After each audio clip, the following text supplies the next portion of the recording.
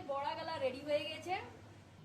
এখন প্লেন প্যানে সর্ষে আর লাল শুকনো লঙ্কা, এরপরে দিচ্ছি আমরা সর্ষের তেল।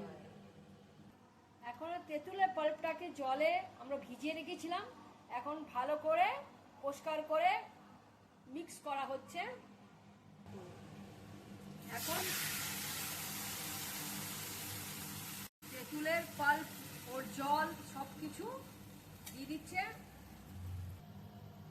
এখন স্বাদ অনুসার নুন, হলুদ, কাশ্মীরি লাল লঙ্কা কালারের জন্য, 4 চামচ সুগার, কেন টক মিষ্টি আর ঝাল হবে এটা। এখন মিক্স করে এটা ফুটোতে দেব আমরা। এটা দেখুন হালকা হালকা ফুটে উঠছে।